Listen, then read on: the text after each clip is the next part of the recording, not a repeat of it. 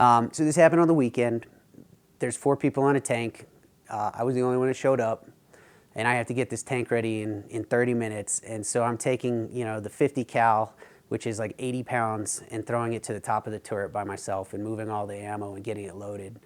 Ended up getting injured doing that and going through multiple surgeries. In fact, I had my outpatient while I was in Bosnia for my 3rd surgery.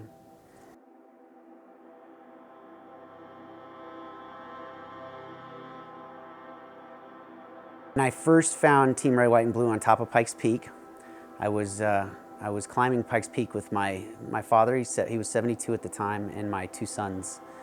And we reached the top, and weather out here changes really quickly. We knew we needed to get to the bottom as fast as we could. And so as we're trying to come down the mountain, there was the person that passed us running up the mountain, and they had an RWB shirt on. And at first it's just kind of in the back of your mind like, okay, that's interesting. And then we're getting down further, and lightning striking all over the place, and here comes another one, boom, running up the mountain. And by the 3rd one, I was like, all right, I got to make a mental note about who these people are, and figure out what they're all about. Obviously, I can't do that on top of the mountain. So we got done with our trip, and I came home. And the first thing I did was I just looked at the internet on Team Red, White, and Blue, and found that they were a veterans organization. And at first I was like, all right, cool. Well, how do you qualify? And the fact that they're open to everybody, they're inclusive. They don't just target one veteran or the other. I was like, that's awesome. So I signed up online. I didn't know what to expect. And there was actually an event just down the road, about a quarter mile from here, that Saturday. And I showed up, and I was like, I didn't know where to go, what to do. And there was a volunteer leader there, and he showed me the ropes, and it's kind of just went from there. One of the things about Team Red, White, and Blue that really made an impact in my life was after I transitioned out of the military, was kind of here all by myself. My transition was really quick.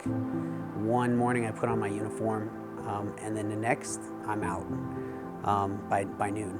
So my unit deployed to Iraq. So they weren't even around. I was here all by myself. And so I kind of struggled with that. And when I found Team RWB, it was just finding somebody that I connected with, people that I could relate to, and go do things together with. And it's changed my life. One of the things about Team Red, White, and Blue that really made an impact in my life was after I transitioned out of the military, was kind of here all by myself. My transition was really quick. One morning I put on my uniform, and then the next I'm out. I came from a small mountain town, and nobody signs up for the military there. Me and my friend were trying to get out of class. And so we called all the recruiters and had them come up to our school and pull us out of class to give us the spiel. I chose to be a 19 kilo armor crewman because I figured if I'm gonna go to the Army, I gotta go do Army stuff. I'm not gonna go, I wanna be on tanks. And the recruiter's like, all right, I'm not gonna let you sign for that immediately. I want you to think about it because there's many other jobs you can take. In 24 hours, if you tell me you want to drive tanks, then I'll sign you up for that. So 24 hours later, I came back. I'm like, yep, I want to drive tanks. That's what I want to do. That's where I was meant to be. I think some people find it uncomfortable and basic, but for me, I found a level of comfort that was it was unlike anything I've ever felt. I had some issues as a teenager, and then I think just the structure, the discipline, and being active really helped out. So I 19 kilo went to basic training in Fort Knox, Kentucky, and immediately was sent to Korea for a year after that. So being 18 on your own for the first time, getting sent to a foreign country, that's very fun. Had a lot of good times there, and learned a lot. After Korea, I was stationed here at Fort Carson, and we loved the place. We loved the mountains. This is where we always wanted to stay. With 2-3 ACR, I did a stint over in Bosnia. We did tour in Bosnia for 8 months. And that was, I liked that. I liked being immersified in military 24/7 as we were stationed over there.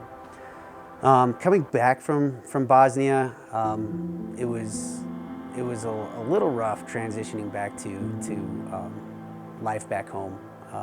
Over there, it was kind of we had our mission, we accomplished our mission.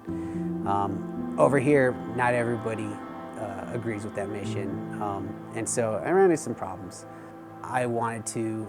I already made the decision to be a career. I wanted to be a career soldier, and I had an opportunity for a Green to Gold scholarship. When I applied for the Green to Gold scholarship, I was accepted into the program.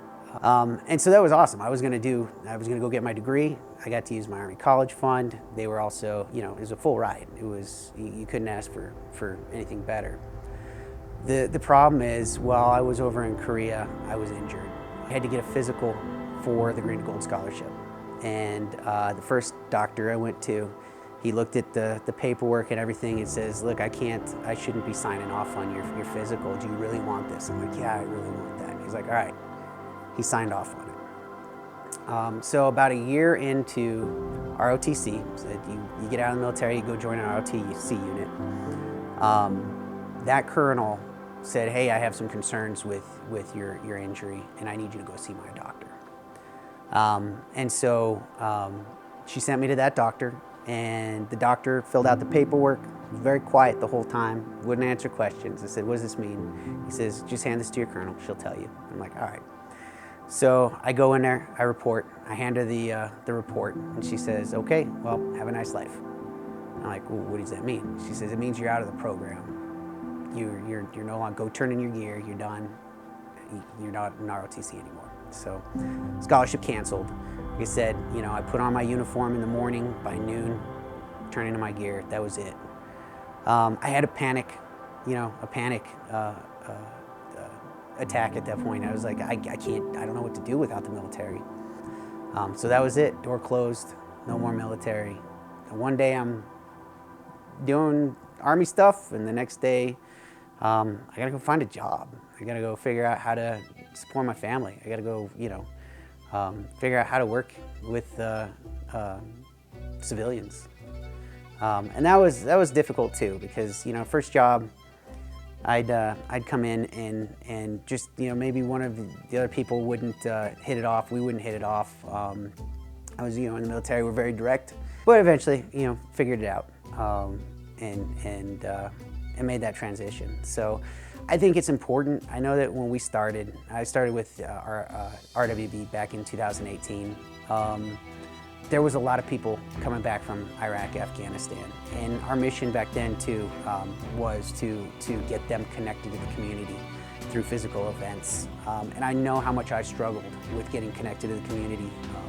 So it was a passion to help people that are coming back find like-minded people that they can talk to, and then go do something with them physical in the community, out of their houses. To help them with that.